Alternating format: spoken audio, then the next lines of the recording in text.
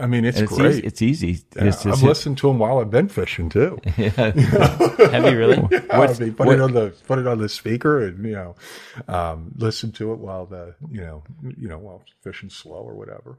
Do you listen to Rob's episode when you're fishing with Rob? No, I mean, I haven't done that, but, it's usually like one that you're looking forward to. Like, you see so-and-so's name or whatever, and you're like, oh, that'd be cool. And, because you guys release them, what time do they come out in the morning on the East Coast? Like 5 a.m. or 6 or 5 a.m. Yeah. So sometimes when I'm on my walk, if I don't get them, or we're leaving early or something, then I'll be like a quarter of the way through it or halfway through it. And, then I, finish it up on the boat. Yeah. What's been your favorite podcast that you've listened to? Oh gosh, Andy. I mean, the ones with the guys that I know really well, like Joe and Rob are really cool. But like I was saying to you, some of the ones that I think, I mean, like, gosh, I think back to it in the one with Al Pfluger. I mean, I've heard so much about him, sort of third hand and fourth hand, and and to hear sort of things coming out of his voice was pretty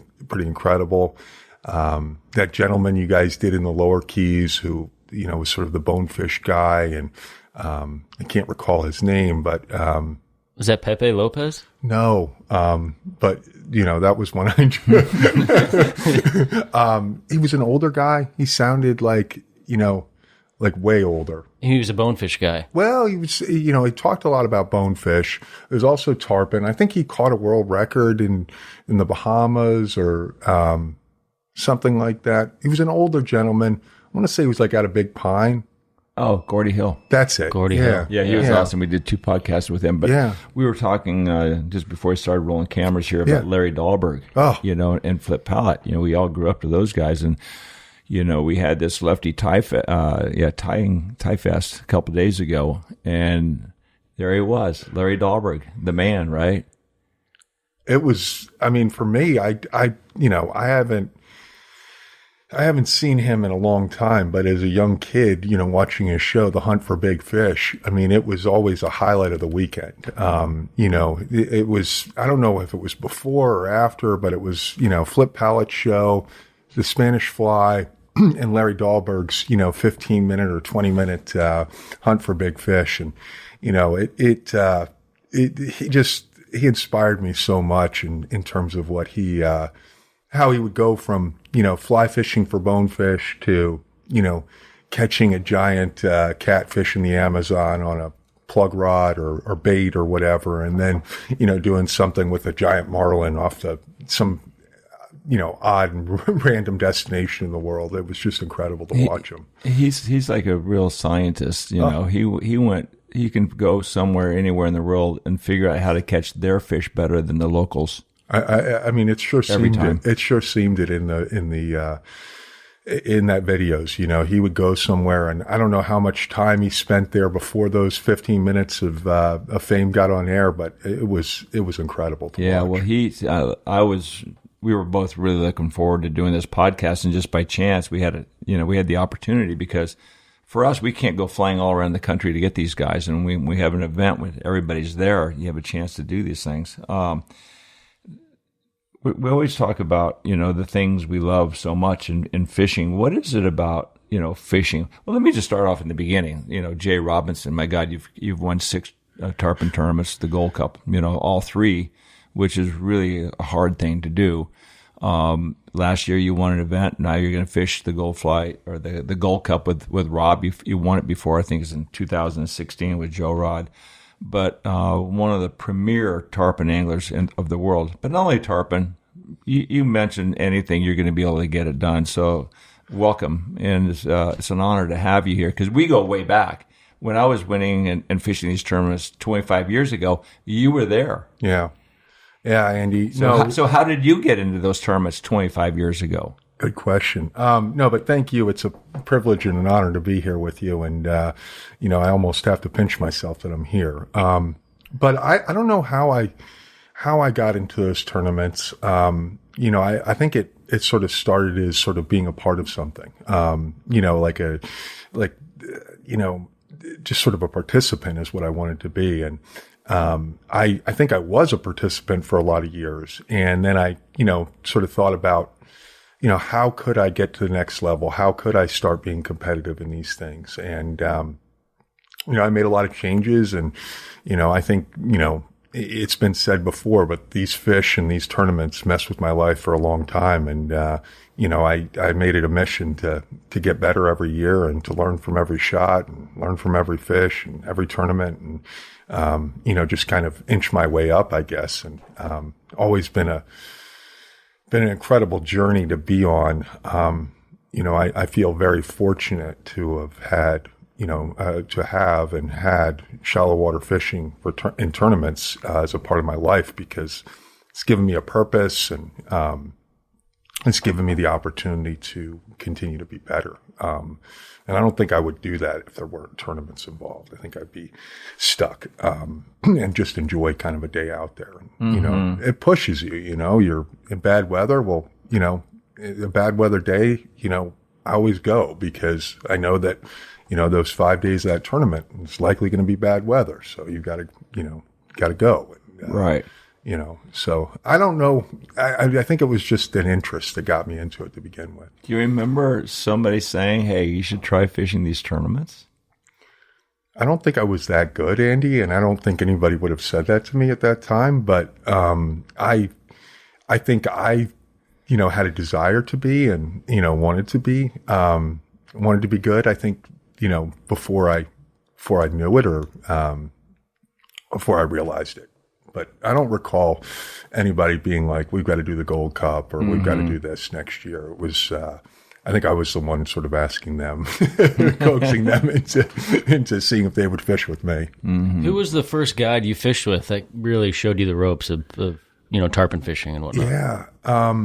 Nikki, I was fortunate enough to have a guy, who really, had incredible patience and an incredible, way with people, was Tad Burke. And so I don't know how long we did the Gold Cup, and I think we did the Hawley a few times together as well. But we did it for a lot of years, and he watched a lot of fish get lost or not even react to a fly. For many years, because I was just sort of learning and getting better. And, he had the patience to stick with me. I was very fortunate to have him to start with. Well, you got second in the Gold Cup with him. We did. That was sort of the pinnacle. It was a great year. I remember that year well. We had four weight fish and 10 releases, for the week.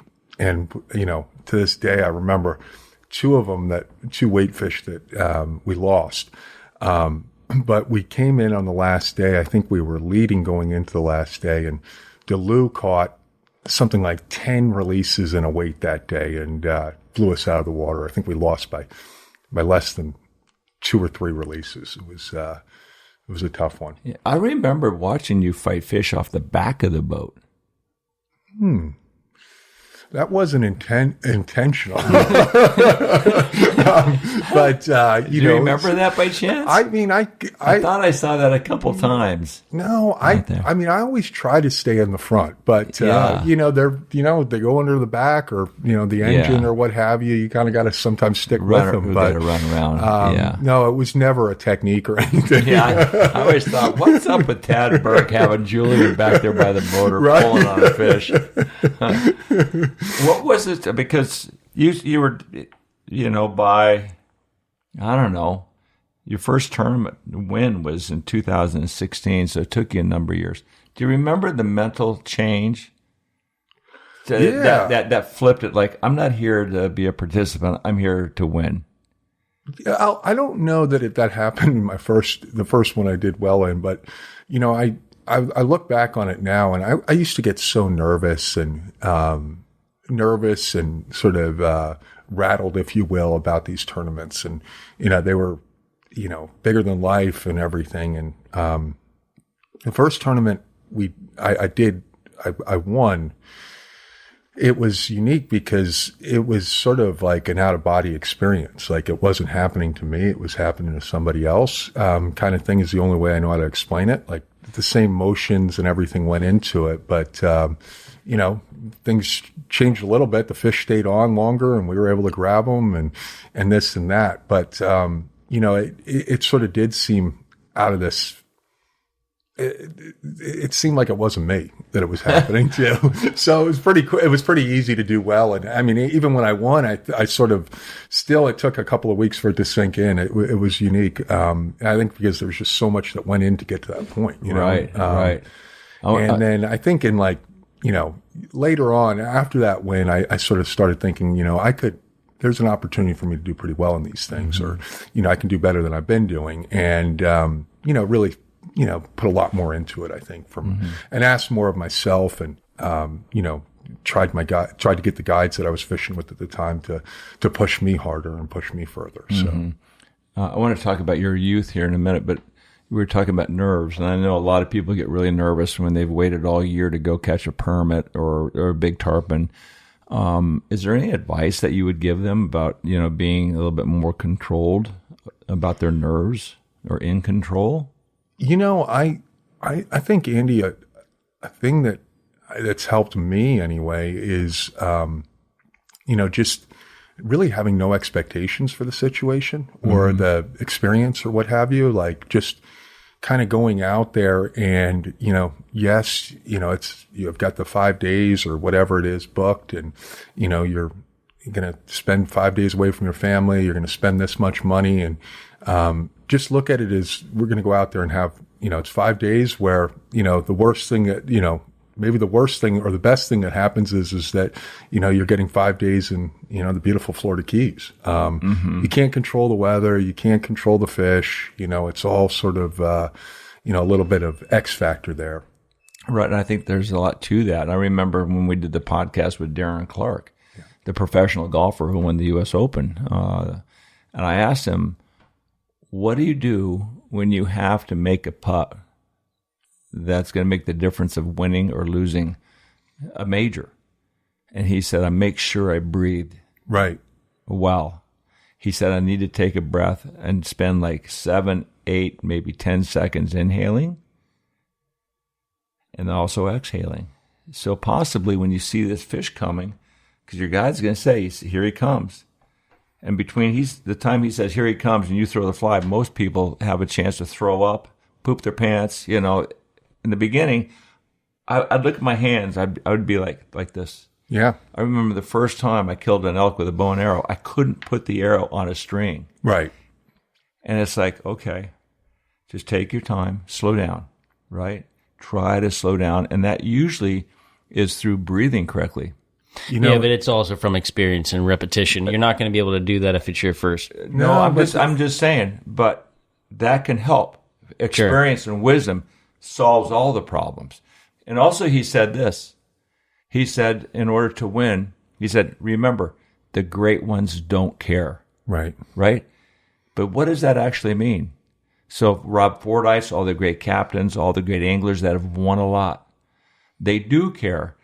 But they've won so much they've been able to acclimate to the situation better because they've already been there. They've already won so many. They know how to win. They know how to control themselves in that situation. So the great ones don't care means basically they've been there. They know how to control. They wait. They wait for the things to happen. It's just like in a golf swing or a cast. You get nervous. You get short and quick, right? You don't wait for that backhand cast to get back there. That's part of nerves. You see that fish coming, you start ripping the cast. So everything falls apart and it lands 5 feet in front of the boat. So once you get into that excitement level, make sure you try to slow down. Slow down, yeah. Right? Andy, I agree 100%. I mean, I think the biggest thing that I've learned throughout this tarpon fishing thing is that, it happens quickly, but it happens very slowly at the same time. And, you see that fish get underneath it and, or get behind it, show interest in the fly, and you kind of know what's going to happen.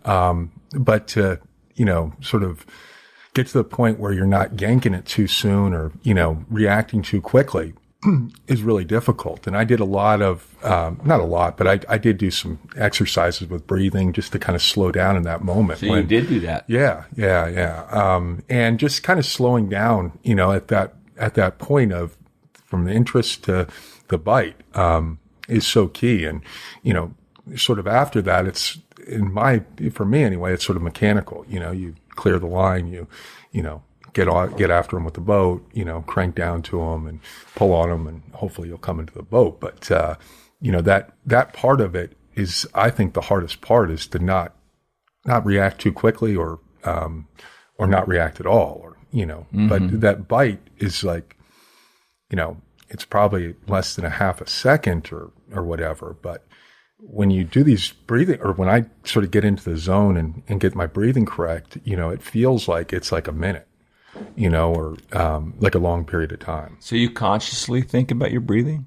Yeah. Or it just became a habit? It's just your natural? No. I thought about it, and did exercises to kind of slow down and, take the right amount of breaths, and just to kind of slow down in that moment, in my own head. Who taught you that? I read some books. Because you were making a lot of mistakes, and so. Well, yeah, I think everybody, I sort of feel like I've been fortunate in that I could always kind of get the fly to the fish, but getting them to bite it and not messing up once they did bite it was sort of the big hard part for me. And, I think still is. It's like, I've really got to concentrate on that part of it because, ultimately in weight fish and in release tournaments, it's really all that matters is that, that half a second and getting that hook seated correctly. You had a little bit of issues with that the last couple of years, huh? I've always had issues with that. I don't think you get. It's like How I can feel you like not? It's part of the deal, man. I feel like if you don't have it, if I don't get that problem, I'm going to find something else to do because it's like it's just pure excitement. Like it's so vibrant. Yeah. But you're a pretty cool customer. I remember yelling at this right hand. Oh, I can. You're bumping, you're sliding it. Yeah. Bump. Here you come. Bump. And all of a sudden, the worst bite is when he slaps at it like that quick snap bite. Oh. If they sip it, I'm pretty cool. Right. If they stick their head out of the water, I'm pretty cool. But when they go, they snap at it, especially when a guy goes, he's got it. Right. What do? You jump. He's got it. Right. But it exasperates everything. It goes to 1,000% more. And I used to always rip his hand. I used to go, you MF, why? Right. Why stop? You took it out just in the nick of time. Yeah. I'm not going to let that fish grab that fly. Next fish comes along, get in there. Okay, keep your cool. Bump. Really? I know. Was that hard to acclimate fishing with Rob when he goes, hit him? Well, what's unique about fishing with Rob is that, I'll see the fish get excited a lot of times or, make a reaction to the fly or whatever, but he actually sees him eat it. So when he says hit him, he's really looking, it's really almost too late in my opinion. Like I would have,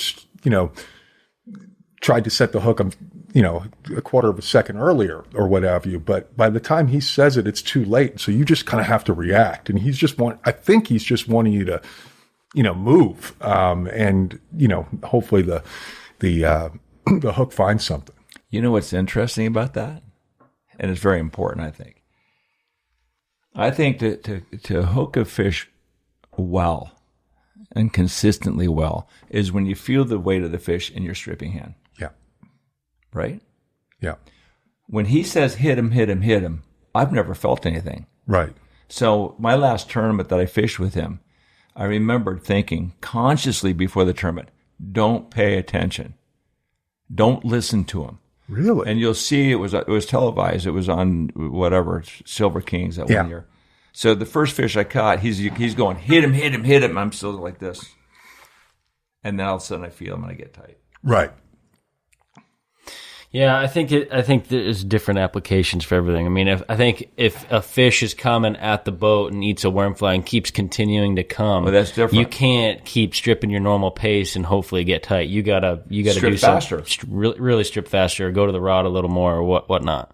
I mean, a lot of as you guys know, the bites you get now are like just barely opening the mouth, and because it's more because of the wormfly. Right. And, I don't see them. I mean, like a lot of those bites, I don't see, fish is here and it's in the glare or what have you. And he says that, and I consciously try to do something, Andy. Different to you, I try to do something, and usually the tone in which he yells it, scares you into doing something. So I rip it right out of their mouth every time. Sometimes that's happened too, but a lot of times I find that,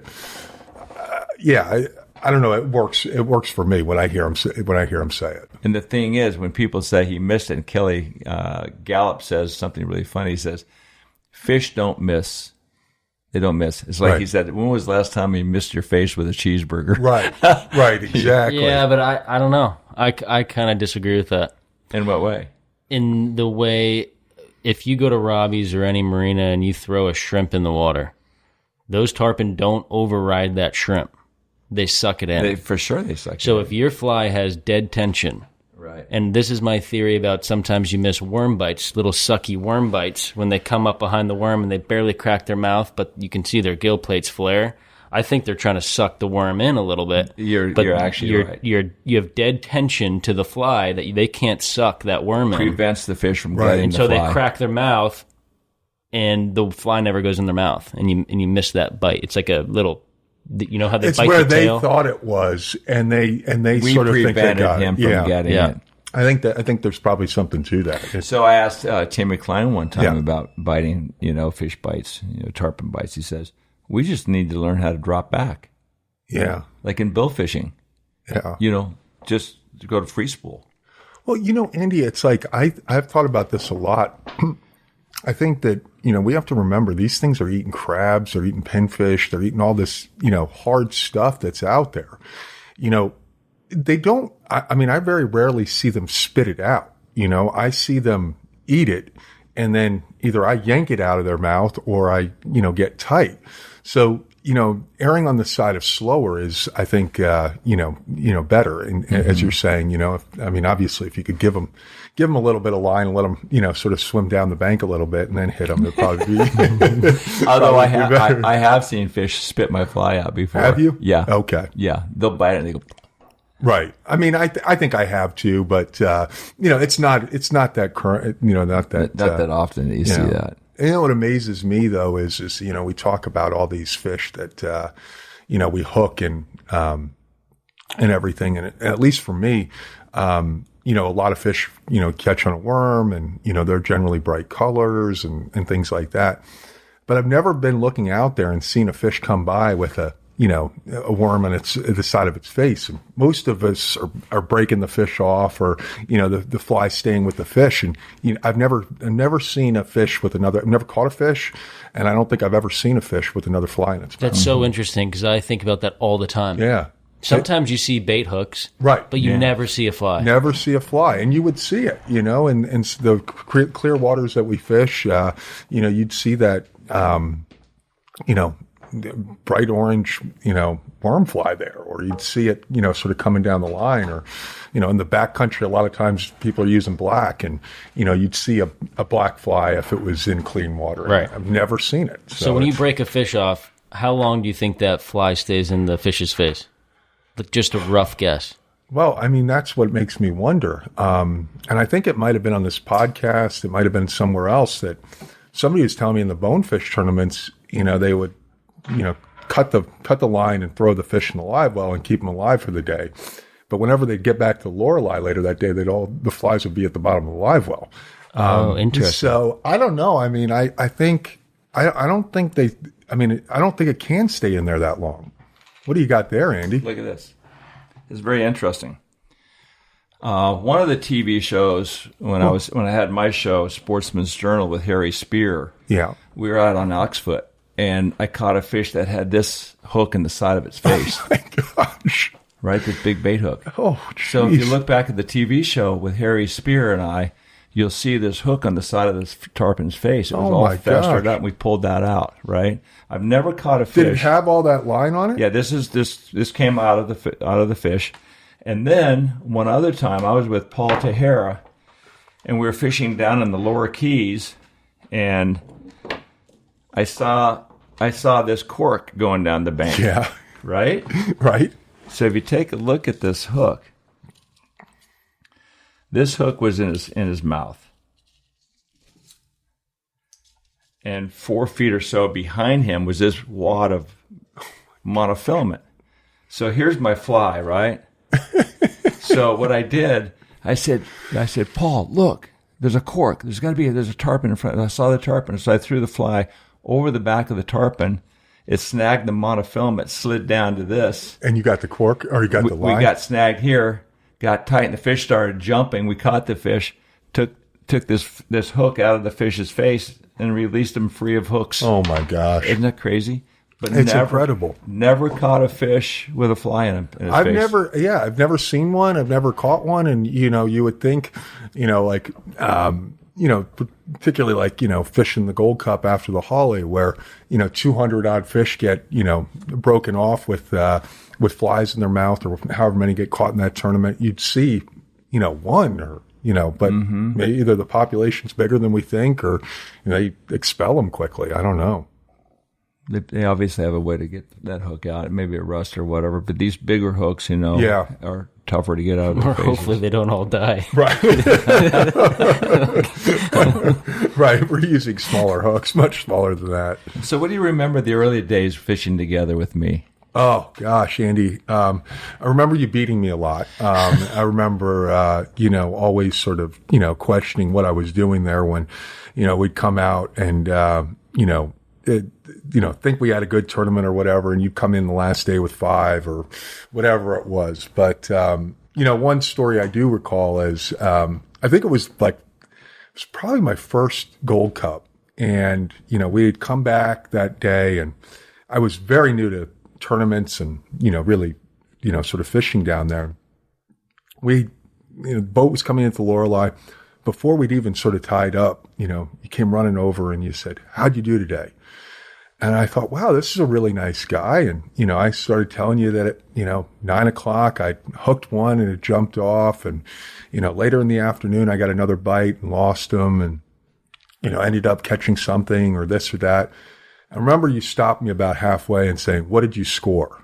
I don't really care about your day. I want to know, what did you score? And are you in this or not? And, let me see your straps. Yeah, exactly. So, I do recall that as a memory from one of the early ones. Did you think I was an instant asshole? No, I was like, wow, that guy's really in it to win, and you were. I was just like, it was like a different level than, typically when you come back to Lorelei or, after a day of fishing, it's like, oh, well, we caught this one and we saw a couple here and saw a couple there. But this was, what did you catch? If you didn't catch anything, don't want to hear about it. Yeah. It was always interesting because once you got in and put your score on the board and they measured the tie strap and stuff, you'd sit down and it's like always, tell me a story. Right.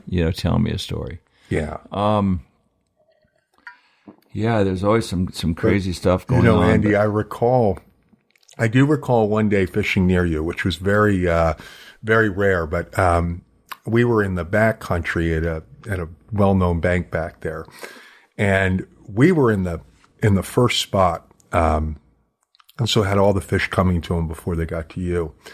And, I remember having a very good day. But they were sort of all marginal fish. They were like that 60 to 75, 80 pounds is what we were sort of thinking they were. And we caught I caught more than a couple, caught 5 or 6 that day.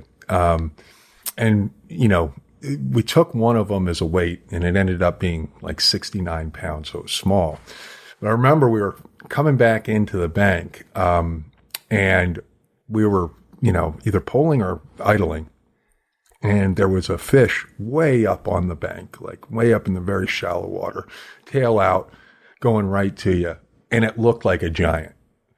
And, 2.5 minutes later, whatever it was, you get tight. And, I think you ended up winning that tournament. But, I remember that vividly. I remember we were on Buchanan Bank. We were. I'm looking at you and you've got fish flying left and right. It's like, holy shit, how are we going to beat that guy? There are more fish in the air than stars. I know. And one of them got by. The big one got by, and you took advantage of it. I'll never forget that. I remember you were so kind and so much fun. Let's go back to the early years of fishing. How did you get into it? You tell me. And first of all, let's go back to your dad. Yeah. And he was a big financial guy, and he ran the Tiger Fund and all that. What was it like growing up in that family? Well, it was I had an incredible childhood, and I had an incredible father. So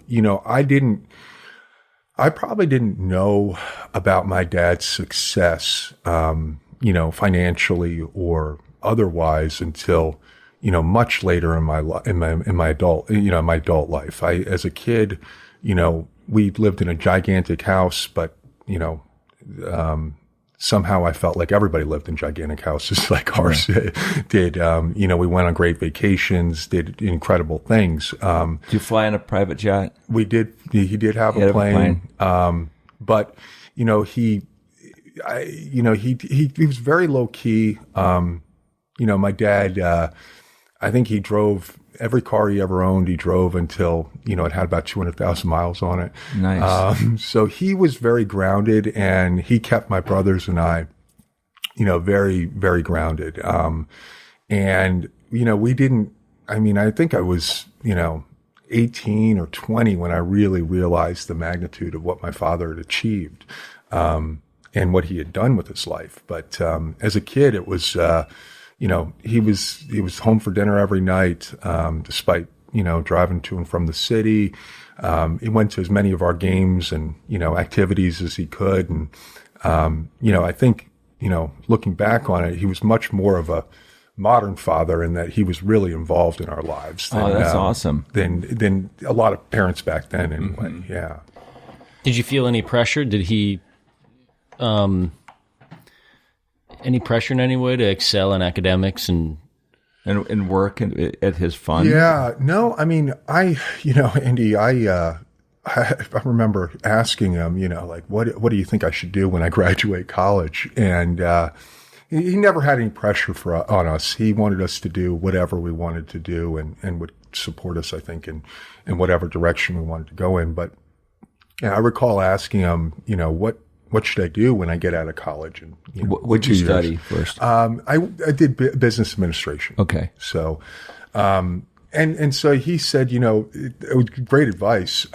He said, get a test, take one of these occupational tests. And I did one of those, and, finance or whatever wasn't on the horizon for it. So I got into hotels and did that, but he never had pressure on any of us to do anything or, where I did feel pressure was that he had this, I think, a way of saying, like, if you're going to do something, you're going to do it the best that you can, or don't do it. And that's something I think I've kept to this day, is that, if I'm going to do it, I'm going to try my best. I'm going to, try to be the best at it, or the best that I can be at it. Mm-hmm. So did your father own a bunch of hotels? At that time, no. But I took this occupational test, and, it said that I should be in golf course or hotel management, right. Which was, really, ironic. And I was living actually here in Boca Raton at the time. And I talked to the president of my school, and I got into the Boca Raton Resort and Club Manager and Development Program. Wow. And did that for 2 years. And then at this time, my father had started these businesses in New Zealand. They were, in their infancy, or at least one of them was. And I remember graduating from that program, and I had the opportunity, Andy, which great opportunity, bad choice, but I had the opportunity to be the food and beverage manager at the Deer Creek Country Club, which is, right down the road here. Or I could be a maitre d' at the Breakers Hotel in Palm Beach. This is awesome. And, I said, well, food and beverage manager, get paid $1,000 more a year, and, everything else, and the title I wanted. So I took that. And it wasn't the greatest place to work or anything. I probably should have gone to the Breakers, but I didn't. And, the food and beverage is a tough business. It's, it's 24 hours a day and everything else. So, I talked to my father was kind of a little bit in my ear, like, come over and see what we're doing in New Zealand. And, these places in New Zealand are in the middle of nowhere. So but you guys own the greatest golf courses there, right? Yeah, we did. Name a couple. Well, Cowrie Cliffs and Cape Kidnappers would be two. There you go. But he, and so like, I sort of got really frustrated with Deer Creek, and, he said, well, why don't you come over to New Zealand? And I said, I could, and the season there is like, November to April. And he said, Jay, I just want you to know, we shut down during the month of June. So I was like, wait a minute. I could come back to Florida for the month of June and work my butt off the rest of the year. I'm in. So I said I'd come over there for a year. And a long story short is that the general manager ended up leaving that year. And my father traditionally would come and stay until March. And in, sort of February or so, he said, well, we're going to be doing this together, me, you, and your mother. And I thought that'd be pretty cool. Then I realized that, they were leaving on March 15th or whatever, and I was last man standing. So it was me who was doing it. So I got thrown in the deep end, but, wouldn't change a thing for the world. Yeah. What did you learn, about that helped you for the rest of your life? Oh gosh. Hard work, determination, business skills, relationship management, employees, a lot of incredible skills. And, it was an opportunity that I was in no way, shape or form, qualified for, but, had a father who, believed in me and, gave me the tools to succeed. So back then, were you fishing? When you took that June off, did you come back here and just fish your brains out? I did. So I would come back for many years. I'd come back and, and it sort of crept a little bit and got into a little bit of May and, and so on and so forth. But I would come back here and fish as many days as I could then. So was your father a fisherman? How did you get into fishing? Good question. I think my father always enjoyed fishing. He loved beautiful places and beautiful things, first and foremost. So he would appreciate going to the mountains. He would appreciate, going to the Keys. And he had gone down to the Keys since he was a kid, actually. His father took him down there. Wow. And they stayed at Craig Key and would go out offshore fishing. And he had a lot of great friends who were great fishermen. Thorpe McKenzie, Joe Hudson, Charlie Causey, Billy Pate was even a friend of his, and, or investors, or, he knew them. And, we would go down there. I've been going down to Alamorada since I can remember. And he would always make it a big deal about, fly fishing. Fly fishing was sort of the pinnacle. And, really? Yeah, so as a young kid, it was our first bonefish, tarpon, or permit could be mounted if it was caught on fly. But, back then we were catching 13 and 14 pound bonefish. As we were, the guide would hand us a rod and we'd have a 13 pound bonefish on. And, that wasn't a mountable fish, but, one caught on fly would be. So interesting. Who got him into fly fishing? My father, never was much of a fly fisherman. I mean, he did a bit of it and he caught some trout and some salmon and stuff, but he never, he never had a passion for it, but he always went down to the Keys, and fished, I think conventionally and, for whatever. And so we would go down there generally at Easter and Thanksgiving. Uh-huh. And, some of my earliest fishing memories are, fishing off that Chica dock. It's, some great catches off that dock. I think that's where I caught my first fish. Did you really? Absolutely. Yeah. We lived on that dock. Oh gosh. Right? I mean, night, day, and sneak out at night and, go down there and look in the lights and, catch this or catch that. Yeah. It was a magical place from a young kid from the Northeast to get to and see all that. But, right. And I just took my son down there when he was 6 months old. Oh gosh. Did snapper fishing. So It comes full circle. It's incredible. It's a great place for families. Oh, it's right? such an incredible place. I remember then I had an egret at the time, and we'd go off and get a bunch of mullet and come back to the dock. And Nikki loved to play in the bait well with all the mullet, and then we'd go barracuda fishing and stuff like that. It's I mean, just what you can do from there. There's it seems like even to this day, it's like you can get bait there, and so. And then right there you have the little reefs out there, and you can catch cudas and snappers and everything. Well, this leads to your son. Yeah. I mean, my God, what a superstar he is. If you take a look, how old is he? He's 11. He's 11. All right. So I think he just caught a world record, all tackle length junior world record bass. He did? 11 some pounds. He did. Right? He did. And he also at the Herman Lucerne, he caught all 7 species. Yeah. Almost won the whole tournament. He did. Andy, I think like all fathers, we want our kids to do whatever they want.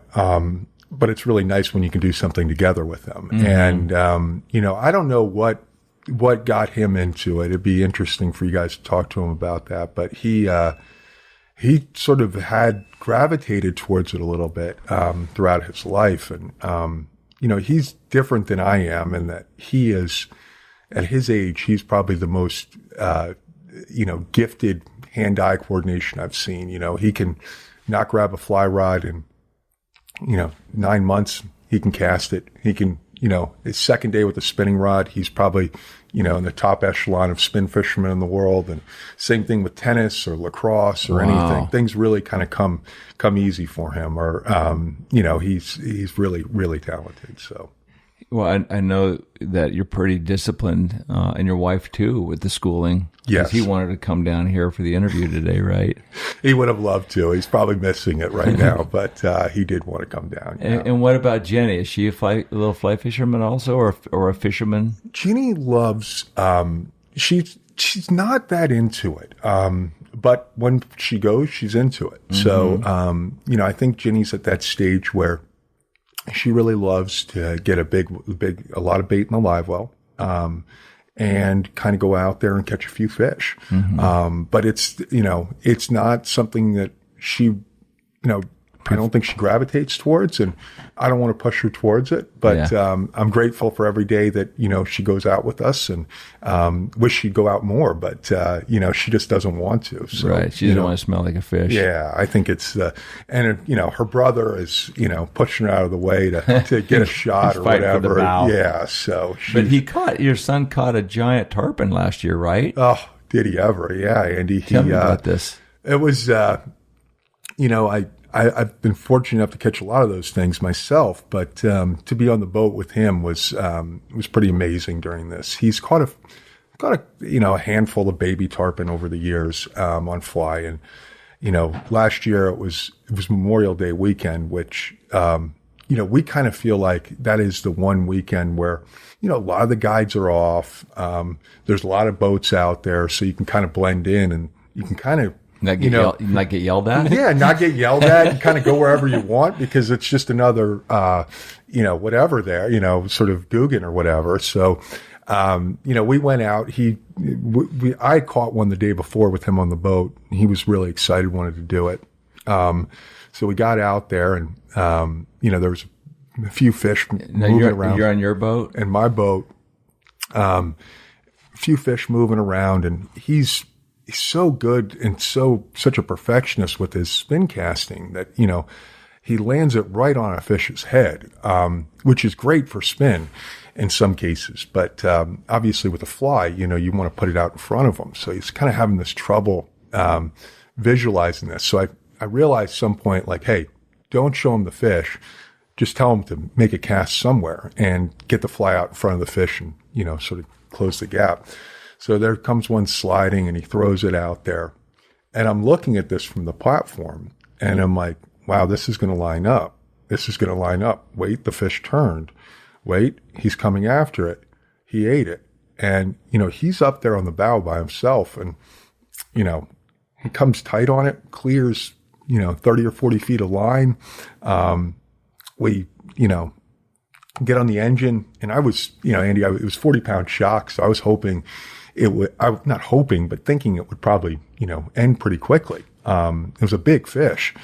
And we started heading, it started going in towards the shore, and, Andy, didn't seem like there was a boat out there at that point in time. It looked like a clear horizon. Well, I'm videotaping it and, got my phone out, and next thing you know, there's a kayaker there, and, kid's got the backing over the kayaker's neck. The kayaker's got 2 lines with braid out the back of his, kayak, which we didn't see. So now we got 2 lines in the prop. He's got a fish on. I'm telling the kayaker, cut your line so my son can catch this tarpon. Somehow we break clear of that, go right towards the shore. And it is like, we're sort of, looking at a deserted mangrove shoreline. As we get closer, we can hear music, dogs barking, food's being cooked and everything. Now there's a whole bunch of people on the shore fishing that we've got to sort of dodge in and out. And this tarpon thought it was more of a snook than a tarpon. And we eventually grabbed the leader several times, but we didn't actually grab the fish. But an incredible experience as a father and son to have together. It was one that I'll never forget. Just think he's going to be too in all these tournaments, I would think, right? If he wants to, he will. I can't imagine how excited he is about tarpon fishing this year. Yeah. Somebody asked him at the Thai Fest, what type of fishing you like the best? And he said, I like fishing the Keys for big tarpon, which I thought was pretty cool. As an 11-year-old kid. Yeah. Now, in saying that, he's only done it once and it was really good. So, he may not like it when you got the doldrums of the grind out there, but he certainly liked that. Tell us about some of these guides you've fished with over the years. Before we started this podcast, you really wanted to emphasize, how good they are and how much they're such predators, and elaborate on that. Yeah, I mean, I think to the, and sort of my, where I've gotten to in the last, 10 years or so, it's a lot of it has to do with these incredible guys, and specifically Joe Rodriguez, Rich Campiola, Rob Fordyce. These guys are predators. They are out there and they are looking to get you tight on a fish, and will do just about anything to do that. I mean, I've seen these guys, push into the wind all day, into a fierce wind, and, it's for a couple of shots, or, they'll, chase fish down. And, I think, my success and my love for the game. And I think what pushes me on is that you got a guy on the back who's putting it all in, you've got to put it all in on the front. Mm-hmm. And, I can't imagine if it was available on those guys' boats to sit on one of those stools or something. They just demand so much. You're an active part of it, and they're sort of the conductor of the whole experience. And I'm very, very fortunate enough to fish with all of those guys and many more. You were talking about your mentors. Talk about Charlie Causey a little bit. Yeah, Charlie was a great friend of my father's, and he went. He sort of retired down in the Keys in Islamorada. And, he really, from a very young age, kind of took me, under his wing a little bit. And, whenever we'd go down there, he would spend an hour or so and give me a casting lesson at his house, and sort of talk to me a lot about the game, chasing, bonefish, tarpon, and permit. And, I think he inspired me the most of anybody. I still remember to this day, it was my first time tarpon fishing, and I was 16 years old and got to come down here and spend 3 days with Charlie. And Randy Tao took us out. We went way into the back, and there was tons of fish back there. And I had gone like 0 for 7 and didn't even realize what I was doing. And, watching the fly come out right at the right time. And Charlie grabbed the rod and he said, "You mind if I take one cast just to see?" And I was like, "Sure." And he jumped up on the bow and he made a, 80 or 100-foot cast at a roller, stripped it twice, came tight, had this giant thing jumping in the ocean. And I thought it was the coolest thing in the world. and so I realized very early there was a lot to this, and I wanted to get better at it. And he just was so instrumental in everything I did with fishing, and still is a big part of it. Who's the best? The best. Who's the best guide you fished with?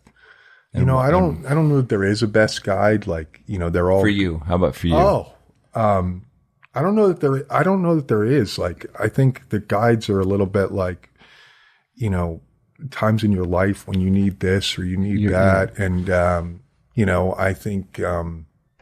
I think everybody's got a different, has had a different place to play. And, some of the, guys who I thought were great 10 years ago may not be the right guys for me now, and vice versa. So I think the Keys and South Florida is blessed with a plethora of great guides, who do incredible things. Yeah, no, I totally agree. Because in the early years, I think the guides were known to be yellers. Yeah. Right? It's like the anglers are trying to do the best they can, but they're getting yelled at all the time. But I don't think that's the case anymore. No, I think the guides are really nice now. I mean, when we were kids, coming down here. Most of the guides are really nice. But I remember as a kid coming down here, the guide always, almost ridiculing my father. And my father didn't take crap from a lot of people. But he took it from his fishing guide. And came back year after year. Interesting. And it was really unique. So, I think it was just that time that, you pay to go on the boat and you get yelled at and, told what you're doing wrong. He had a great time. Yeah. He came back year after year. So it worked for him. That was the guide for him. He liked getting yelled at. Sounds like a bad wife to me. Yeah, exactly. I mean, it doesn't sound right. But I mean, now, the guys, I think all the guys I fish with are fortunate enough to, call them friends and, have good relationships with them. And, it's more about how could we have done that better? It's sort of gotten PC or caught up with the 2000s, and that we're a little bit more, it's not, I did something wrong or he did something wrong. It's sort of, what could we do better? So are you a pretty good guide yourself now? Because now you have your own boat. I've got my own boat. So let me ask you this. Do you have to kind of sneak around, or do you go fish where you want to fish? I mean, you've been there long enough. That's a great question. Because you've been there long enough and you have a son. Yeah. So what is the protocol of fishing with guides? They teach you their spots, how they fish. Can you no longer go there? Is the ocean open, or do people own spots? Andy, I got a unique view on that. And then I think I have so much incredible respect for what these guys are doing. And I think we all know that, if one of them doesn't come home, we can probably go to one or a handful of places and find them. They sort of creatures of habit and kind of the way the fisheries come up. And, for my son and I, and for myself as well, fishing, I don't want to ever be a problem to these guys, and I don't want to, take anything away from them. So, if I'm fishing by myself, I tend to go out after 3-4 o'clock in the afternoon, for tarpon. I tend to go out later. Sometimes I'll grab a spot a guide's on or what have you, but, as he's leaving. But I don't want to be, I don't want to take away from it. They, that's their place to make a living. And, I don't feel that, I don't know. I don't feel that I have the right to, go out there at 6 o'clock and grab a great spot and, sit on it all day. I don't think that's right. I don't think, I think I could, but I don't want to. Yeah. And I also think, we know where our friends like to fish, so we're not going to go there. Right. That's the way I feel. Yeah. But I feel like, where Nikki and I fish, I've been fishing there for 40 years. Right. Long before a lot of these guys ever started. And I'm going to fish down into the lower keys where I want to fish. And, there's a certain couple guys I know that like to fish in a certain couple spots, and I just let them have those. Right. But I'm not going to be afraid to go in other spots, But I think here too, the ocean's getting more and more filled up with boats and other people fishing, and especially in the Isla Mirada area. And I feel badly because, one, that's the best way to find a spot, is see where a boat is, right? So unfortunately. Yeah. And so there's no secrets anymore. Yeah, Andy, I think it's been going on forever, right? That there's, it seems like it's getting smaller and smaller and smaller, in terms of where we go. But, I think the other thing is that for me at this point, if I'm going down to the Keys, I generally have a guide booked, so I don't, I don't have a lot of spare, free time or what have you, to do it. And I feel like if I'm gonna, block out, 4 days to go down there, I want to give myself every chance of success, and, don't want to be trolling motoring around or, with your, or anchored up or what have you, So when you're fishing with your son, you just do it after hours. Yeah. And Memorial Day weekend. We feel like Memorial Day weekend is as open, is an open book out there. Open season. Yeah. That's pretty fun. Well, you've been doing this for what, 30 years? Probably. Yeah. Probably longer than that. Yeah. So what's the biggest change you've seen as far as tarpon fish, as an angler, tarpon fishing, from when you first started to now?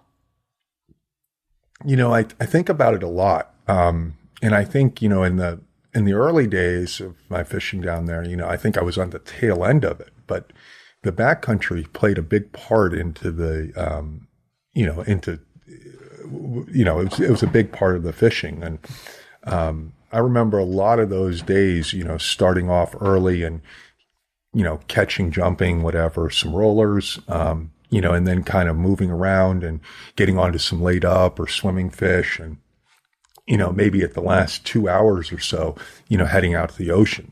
And I think now I don't think you can do that. Or you're going to give something up, you're going to sacrifice something. And now it seems like, we're going to get up at 6:30 and we're going to go to the ocean, for a 9:30 tide, and kind of get that spot and sort of hold it, because we know from, 9 to 3, it's going to be, or has the potential to be good. So I think it's just like how you fish. I don't fish the backcountry as much, so I don't know if the fish are still back there, but, the times we do go back there, it's almost like going down memory lane of, oh, you remember that time that, we saw 100, jump 20 in here or whatever. And, you pull those lakes and things, and more often than not, it seems like it's a bust. But, I'd say that's one of the bigger changes. But when it's good, it's as good as anywhere. It's the best. But it's like searching for a pot of gold, I guess. One of the things that I miss is, and I think it's, when we used to fish with feathered flies, there was a romance to it. Right. You could really make the fly bump and move and slide it. And now the game is mostly worm fishing. And now it's all technical. That's what I miss most. Yeah. I think the new fly lines that Scientific Anglers has, that with a floating clear tip, I think that's a game changer. So the hooks are better, the lines are better. But most importantly is how we fish the worm fly versus feather flies. Yeah. You see that yourself? I mean, I think when a lot of that time, I wasn't really aware of what I was doing. I was kind of throwing it out there and, moving it in front of them. So it was a little bit less, my memory of that time is not as good. But I know what you're saying. Like when you do get the shots at the fish in the backcountry and stuff, it's a different kind of feeding. Sure. Versus, trying to get it in there and ticking it over his face and, watching his head come out of the water. Right. Seems like how we get a lot of them now. Because on the ocean, I remember when we first started fishing the toad, there was a lot of big leads, slide, bump, bump, wiggle the rod tip, bump, bump, bump, bump, bump, bump, a lot of romance. Yeah. And now with the worm casting, you put the fly in there at a certain angle, you move it a certain way. And you're so good at it with Rob. Why don't you talk a little bit about how you fish the worm fly generically?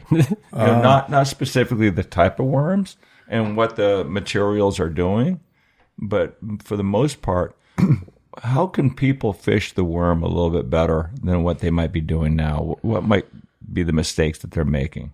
Andy, I don't fish with a lot of people, so I don't know what other people would be doing. But, I think that, to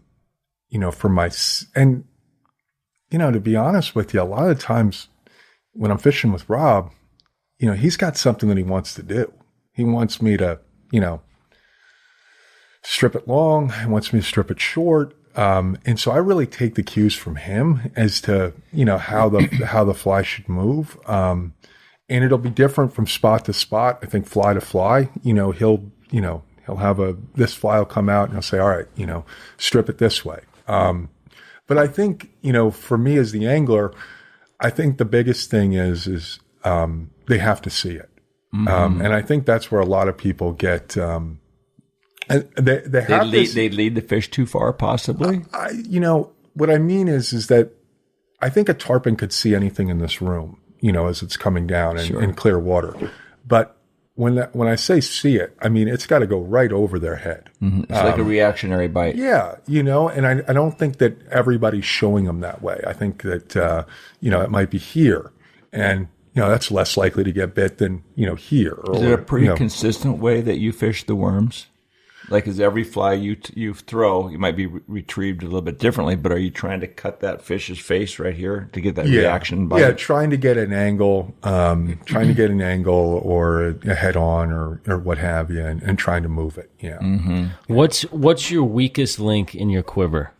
Besides like the quick bite that you were talking about earlier, how you were saying you struggle with that for a couple of years. But like, if you're on the ocean, you have fish consistently coming down, what's your miss, or what's your weakest link if you have one? Casting too close to the fish, too far away. I have a tendency to. There's two things that I have is that I think one of the things I did there's probably a couple different techniques. One is that you can throw the fly out way in front of the schools, and a worm or anything else, and let them swim into it, which is something I did for a long time. And then there's another technique where you sort of are throwing it, 10 feet in front of them and getting it moving pretty quickly after it lands. And they're really different. And, sometimes I get them mixed up. And so I will, lead them too much. And lose the fly. So, if you're casting 30 feet in front of them or 20 feet in front of them, you're not going to see that little worm. Mm-hmm. So you're kind of fishing blind. And with the clear lines now, you've got no idea where that thing, with the current eventually ends up. Whereas if you put it closer, you tend to get that. And so that's one of the things. And I think the other thing is that to this day, and, I think at just about every shot, I'll say, Rob, should I go? Just to make sure that they're close enough, and he knows my distance, and where I'd like to. Or so you guys are speaking a lot to each other on the boat. There's a lot of yeah. I mean, he's because a lot of times I can get, and I think anglers get this in general, is you get focused on something, and it might be the first couple of fish, and you haven't looked back or haven't had the opportunity to see that there's 25 fish behind it. And fresh fish coming behind. Yeah. And so, a lot of times he'll say, get it behind the third one, get it behind the fourth one or whatever. And, and you're sort of thinking, why would he want me to do that? The string's ending, but no, there's more fish coming, and you're going to be in perfect position to have the fly going away from them. So, do you fish an all clear fly line? I do. I use I think my favorite line, Andy, I think we talked about it the other day, is that Scientific Anglers with the, it's a sort of a pinkish running line with a clear tip on it. I like that one a lot. So it's a clear tip. It's clear not tip. all tip. Yeah, that's what I fish. It's a fucking It's so a great good. line. Really good. Doesn't tangle. It's a game changer. It's great. And then I do use the all clear too. I actually like the all clear. For me, casts marginally better. But is that the Cortland? No, the It's a scientific anglers. Oh, yeah? Yeah. I like the Cortland too. Those were great for a long time, but last year I lost very few fish on, fly line coming up in a bundle. And so I, went to the scientific anglers. It's just a little bit cleaner. Let me ask you this, and I always find it interesting.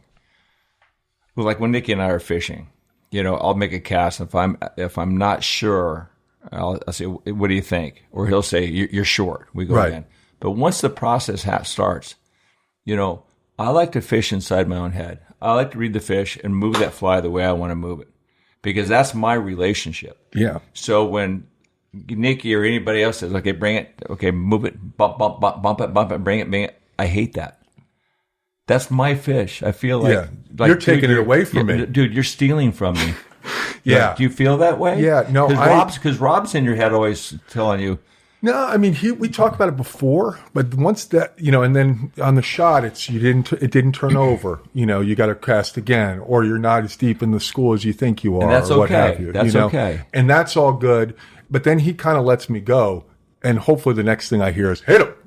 But he lets me sort of. I mean we have a plan of what we're doing with the fly, but he kind of... It's interesting because we did a podcast with Carlos Duncan. Yeah. And he says that Rob walks him through every phase, every step, every strip. Wow. Well, that might work better for Carlos. For him. Yeah. Right. I'm just saying some people like that. Right. Yeah, he may want that. Yeah. Right, for sure. Yeah. And I mean, and maybe, look, Andy, to be fair here, maybe he is saying all this, but at that point in time, I'm so zeroed in. Listening. Like, I'm not... I'm not. I don't know what he's saying, or it's not computing. You know what I mean? Until I hear hit him. Yeah. So, would you rather be fishing a lake with a bunch of laid up fish, or fishing the ocean where they're stringing and they're coming every 30 seconds? I had written that down as a question to ask you guys. Would you prefer that? I think that. But the other question is, do you want to catch them? Or do you want to No, let him answer the question. I mean, I think what you're saying here is some pretty bitey fish on the ocean coming down, or some pretty hard fish in some of the lakes in clear water. And I would always take the fish in the clear water in the lakes, because number one, you don't always get the ocean, I don't want to say it happens every day, but it happens a lot. It's more consistent. You're going to get that day probably again throughout the season. That day in the backcountry in a clear lake, where there's a bunch of fish, I would take that. And I get a sense of peace and joy out of just being around a bunch of tarpon. Like, even if they're not biting and they're, being jerks or whatever, being stingy, that gives me the greatest joy when you're looking at, hundreds of fish and, seeing them, laying up and doing their thing and, getting your, getting as many shots as you can. I always say I would take more shots. So if that, that's a good point. Yeah. Either one, just more targets. I just feel like you're hunting more in the back. Yeah. Yeah. When you're trying to find laid up fish, as opposed to, here they come. Whether you're on anchor or you're on pole, you're staying in the same vicinity, waiting for them to come to you. Yeah, I got a kind of a different feeling on that, in that with the way things are, the way things are in the way we fish, is that like there is a lot of hunting on the ocean, like particularly at the tougher tide periods. You might be at this point for the most of the tide, but then the tide slackens. And then we go hunt something, and we're looking for a few fish to pop out of here. And laid up fishing's so unique as well, in that like you could get into a lake and there could be 10,000 fish in there, and you're going from fish to fish to fish to casting. You see that stuff? Yeah. Yeah. I mean, yeah. It's almost it's like I live for stuff like that, Andy. It's not every day, but we gotta start hiring guys. It's the best. It's the best when you can see a fish. And there's two more behind it. And there's two more in front of it. And you're going to go, I'm going to go there, and then there, and then there. That one's higher than that one. And, when you can really get picky. Here comes the slider in the middle of the laid up fish. I mean, it's like, there's one, there's one lake in Islamorada that's become very popular, and it's along the main channel. Everybody runs by it every day, and they're very, very hard to catch, Andy. I mean, like they're, it's crystal clear water.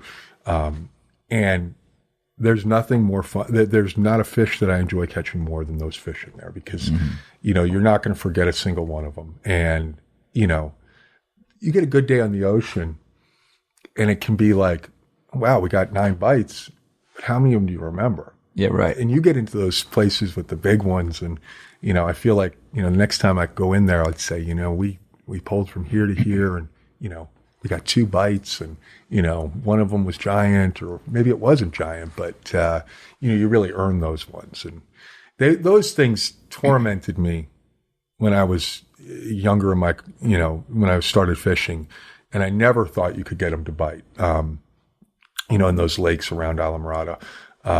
And so I think there's a little bit of redemption in finally catching a few. I remember when we were first getting to know each other, we were talking about finding fish elsewhere, and you'd always say, where they laying? Where are they laying? Where they laying? Yeah. Yeah. I mean, laid up fish are, they're special. Just seeing a fish sitting there, it's just, it's pretty cool. So I'd take a laid up anytime you can. I think the longer it takes for that feeding process from beginning to end, the more memorable that fish is. Yeah. Yeah. Well, it's like I keep thinking about it. And right now it's like if I'm going out fishing, it's not my, if my son's not there, I'm looking for a memory, and I can remember, I don't remember those days where, we've had 10 bites, but I can remember those days where we grinded it out and ended up in, some fish in the afternoon and gotten 2 or 3 bites. And I can remember that vividly and, changed the fly 4 times and eventually ended up with a yellow fly or whatever. And you landed a 140. Yeah. Yeah. Or even a 100-pounder or whatever, and a great bite. And, that's pretty special when I think when you get those fish and, kind of like tournaments, it's like you don't forget many of the ones you catch in tournaments. And it's similar on a day-to-day fishing for me anyway. I remember the first time I met you, Julian, it was the kickoff dinner at the Golden Fly. And I thought you were so funny because you were such an honest guy. You really are. Just so honest. You're so lovely in that regard. You really are. And I remember, I didn't really know the relationship you had with my father, and you guys started like talking about stuff, and you looked at my dad in the eyes and you go, Andy, do you think you left anything on the table?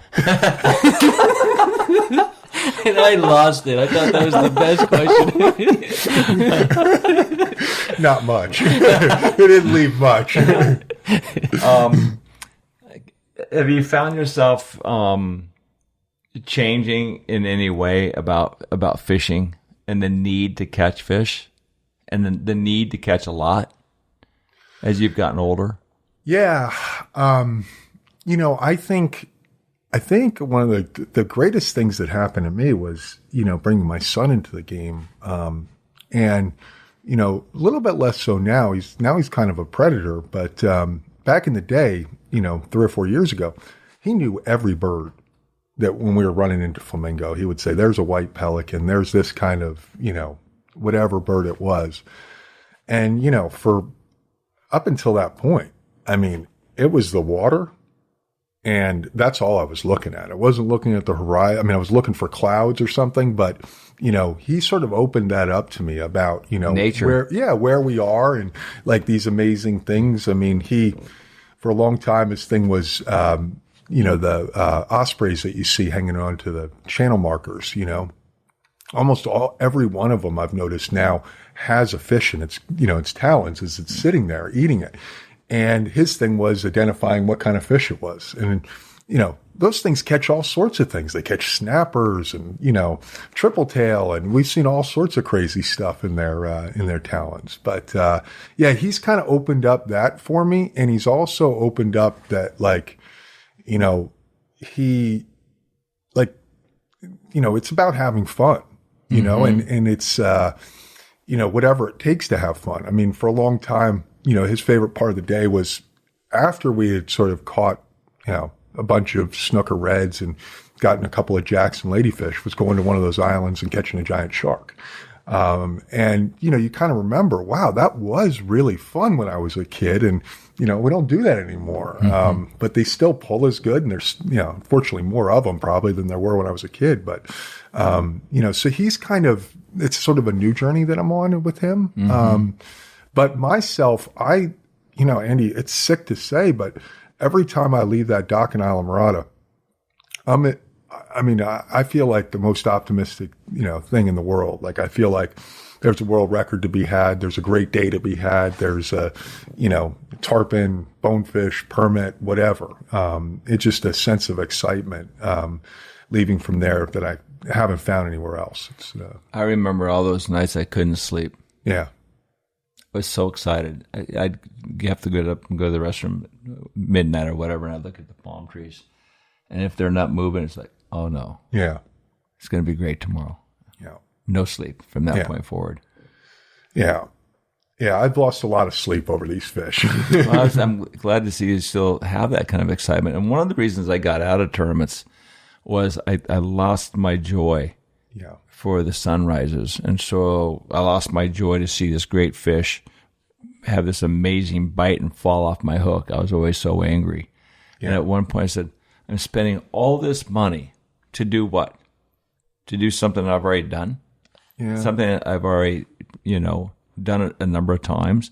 But if you can keep your joy like you have, it can last forever. And so at that point, I switched gears and all of a sudden it became, you know, Nikki's turn. Right. You know, like at some point you will get there with your son. Yeah. Possibly. And possibly groom him to win the Gold Cup. Can you imagine that? I can't. I can't even think about that. Yeah, it's, you know, and I think that's one of the things that I realize now. Like, I think, you know, I somewhat feel bad for the tarpon these days. You know, they congregate in the same areas. They, you know, do the same things. And, you know, as we talked about, you know, it's not that hard to, you know, identify where they are. You know, you see a boat pulling in 4 or 5 feet of water, they're probably tarpon fishing. And so I do feel, I am conscious of the fish, and I'm not quite at the point where I want to catch one and then go in, but, you know, I am aware, and I don't want to, you know, I'm not going to go for the huge numbers, not huge numbers, but I'm not going to go out there and beat fish up for the sake of it anymore, you know, what have you. You know, I'm content with, you know, what I've caught and, you know, and everything else, and and enjoy the day, you know. And I remember when in those early days, Andy, and maybe it was like to get better and stuff, you know, we'd leave at 5:30 or 6 in the morning, and we wouldn't be back until 6:30 or 7 in the evening. These were like marathon days, and, you know, covering lots of ground and everything else. And, you know, now I'd rather be back at 4, you know, and be with the family. So it's like, you know, life changes, I guess. Yeah, sure. When are you going to start bringing your son out and having Rob, have him on the bow with you and Rob? Well, he gets out there quite a bit with Rob and I, and usually in the off season. It's our, you know, non-tarpon season. But anytime he wants to go. It's kind of exciting. He's been telling his mom that he and I are going to go be fishing on Memorial Day weekend.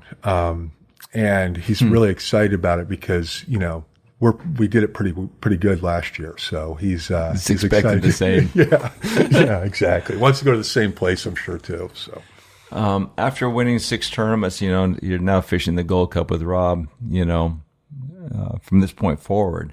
Do you have any kind of goals in mind? I mean, you've already won them all. Yeah, you know, Andy, I really want to win another Gold Cup. That's definitely a goal for me. And I don't know why, but I do know why. It's like the greatest feeling for, you know, a day and a half or whatever you can ever get. It's a big tournament and everything else, but I'd really love to do that. That's a big goal of mine.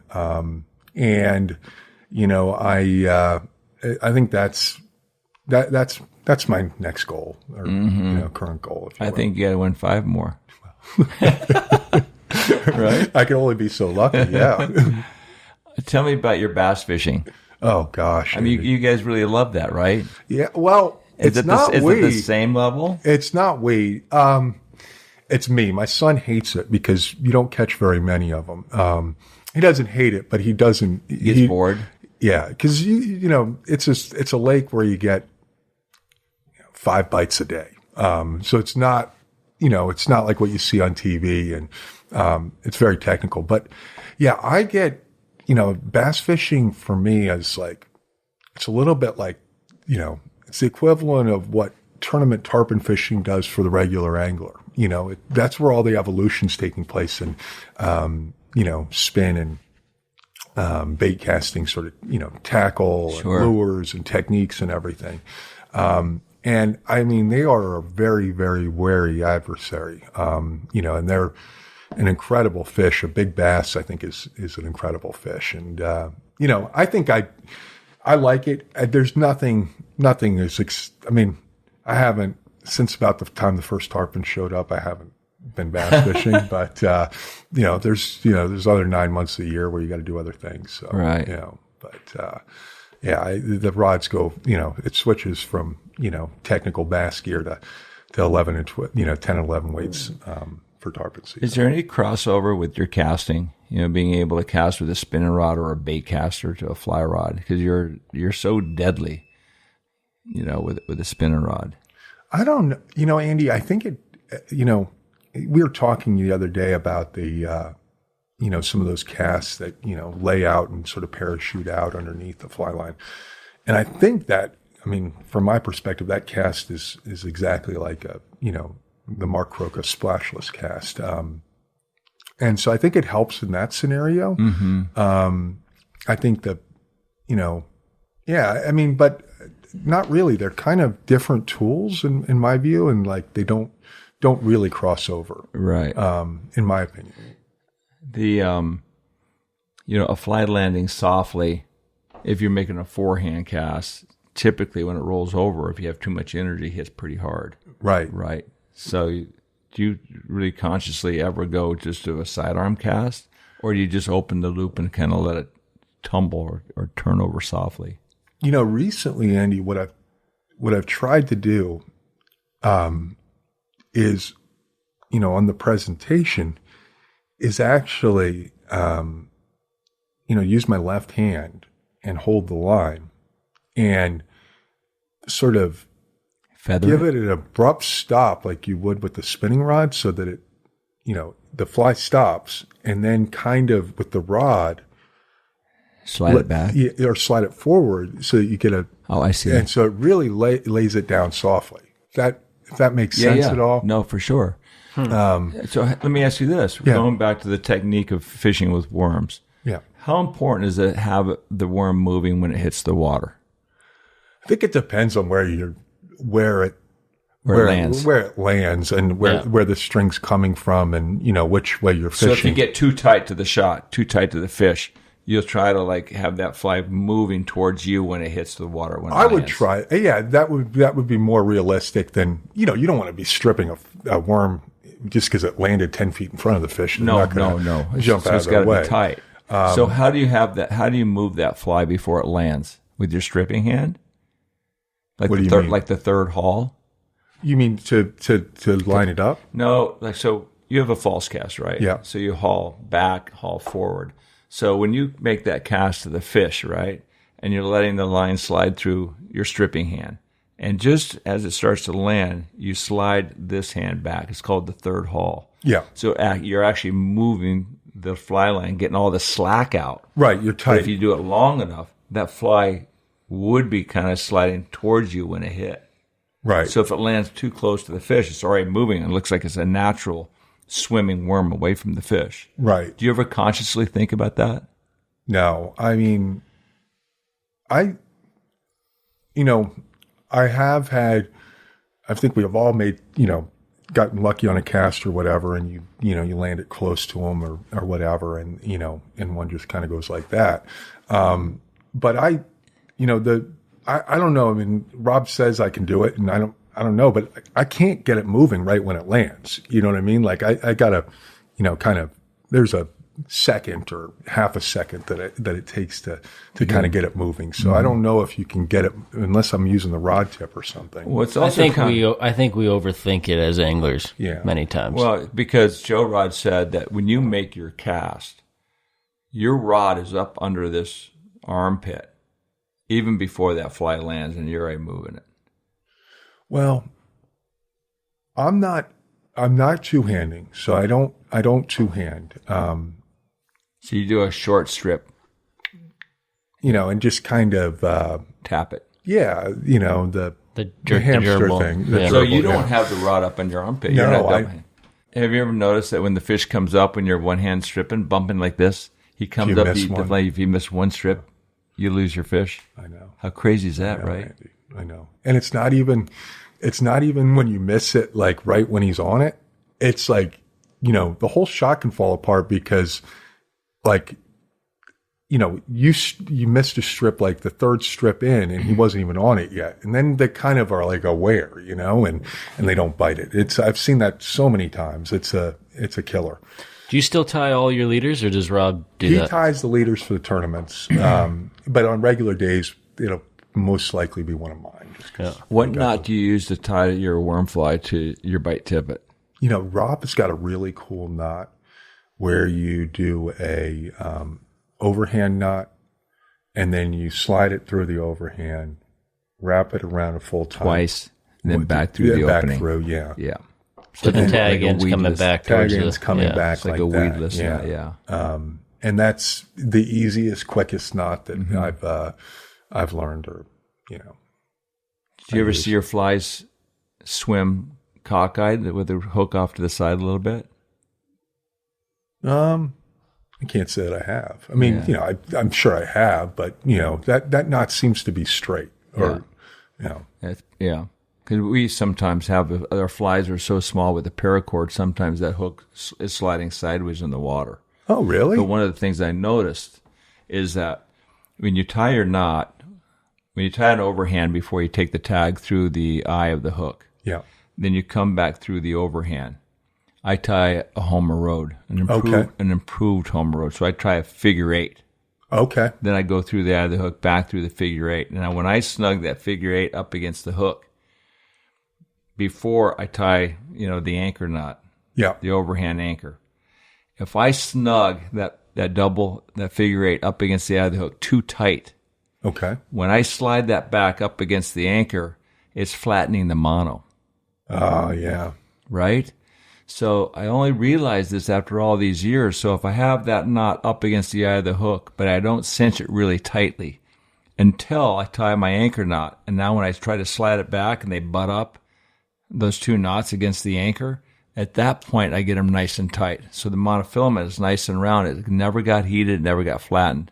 No, Andy, I'm learning something every day here, and I thought that everybody had gone to fluorocarbon, but I think I might have just picked up on something here. How about that knot I just said? Well, you're using mono as a bite tippet. No, it's my fluoro. Oh, is it fluoro? Okay. I could have lied. I could have lied. You could have gone with that. You know what? I'd love to see that conversation. Rob, I think this year we're going to use this regular We're using monofilament. 30 pounds. Andy Mill's giving us this super technique of 30-pound monofilament. It was so funny. I got one quick story. We were fishing down in the Lower Keys like 10 years ago, and we had a buddy, do-it-yourselfer, down the way from us, and we had a really good day, and he threw at fish all day and never got a bite. And so he texted me that afternoon. He goes, "What color were you guys throwing?" And we said, pink. Right. And somebody that we know? Yeah, hold on. And he only knew about like the toad, like the famous toad flies, right? So he was throwing chartreuse toads. And so I told him, pink. And so that night, he was so fucked up in his head. His head was just spinning. So he tied up 10 pink toads. I love it. He had no idea about the worm. I love it. There's been that's been going on for years, right? Like Charlie Causey told me this story about, the white butterflies that you see out in the water in the spring. There was this guy who was, trying to get into the tournaments or whatever, and couldn't feed them or didn't know what they were biting.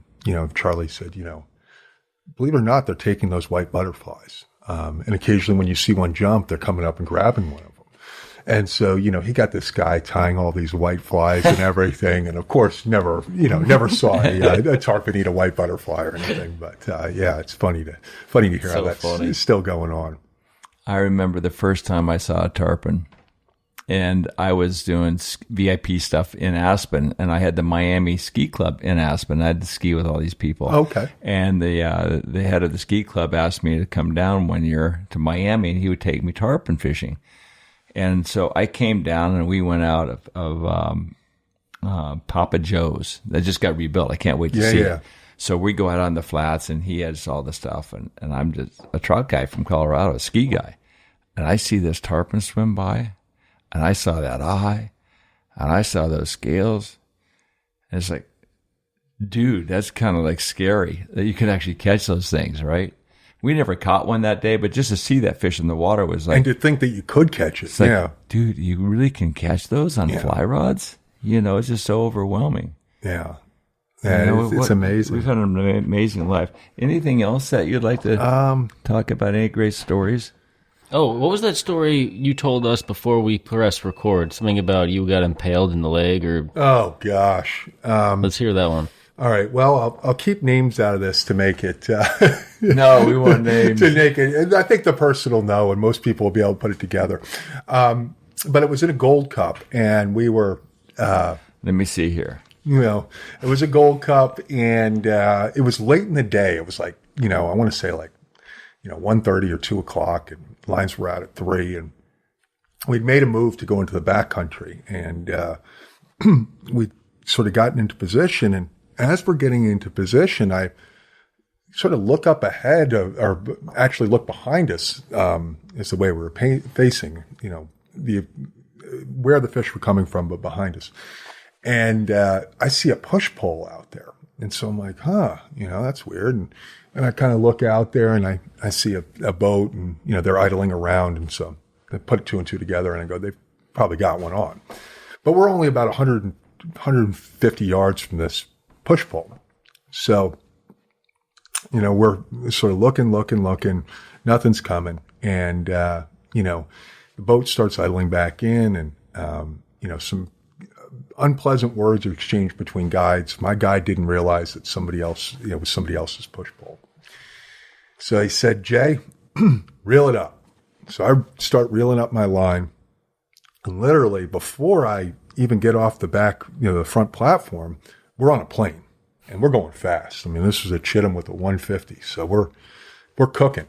And, I sort of get back to the back of the boat where you sit down, and I, put my head down, stick the rod in the tube, and, I'm like, okay. And I look up, and I notice that, we're very, very close to to passing behind a sailboat, like 100 yards, but we're only going to be about 50 yards from it. And look at all the people on the back of the boat, and they're all waving at us like this. And I didn't, I just thought they were happy to see us, or, wondering why we were running so close as I was. And, no sooner did we sort of get over its wake, or, behind it, than, I see the monofilament line go over the forward casting platform. And then I look, and to my right, in my thigh, is a giant trolling lure, a Dolphin Junior. Dolphin Junior. Yeah, Dolphin Junior, and it's right there. And I think all I can put into my mind is that the sailboat has gone free spool. So there's a little bit of slack in here, but it's going to run out, and, I've got this hook, it's now in my pants. I mean, it's not taut, but it's going to be if something doesn't happen real quick. And, everybody makes fun of me for wearing pliers, but I grab my pliers, I snip the line. It saves my life. I'm, happy as can be. And not a word is said between me and the guide. We go out to the ocean, and we're there for about 35 seconds. And we had talked about how the fish were going to come from this way. And he goes, wrong way fish. So I'm on the bow, and I have to turn to cast over the stern of the boat. And I do that, and I make a good cast, and fish eats, and hook them, got this fish on. And very quickly I realized that I got a problem. I'm tangled up in my pliers. And, I'll never forget it. I kept walking with the fish towards the back of the boat, Andy, thinking it would eventually clear. I'd have, a second to get it around, and I'm keeping on trying. Ended up in the drink. And long story short, I didn't, never cleared the pliers. But my pliers saved my life and then cost me a fish in a space of about 15 minutes. So it was pretty exciting. It's amazing what goes on out there. Yeah. Well, Jay, thank you so much for coming. Thank you, guys. It was a pleasure to get your story. Yeah, you're so well respected, from all those guides and anglers down there. So, and to call you a good friend is an honor. You guys. Sure.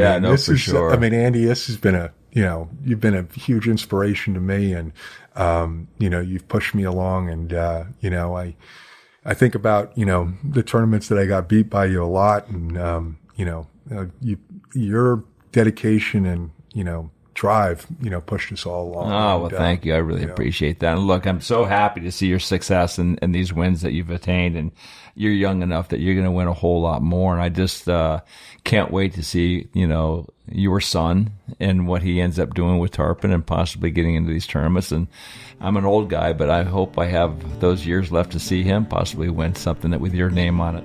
I hope you do too. That'd be awesome. That'd be pretty cool. Yeah, really good. Pretty cool. Thanks, Julian. Thank you. Appreciate it. Thanks. Great fun, buddy. Great fun. You take care. Thanks. What a soul is but that story. What a soul is just a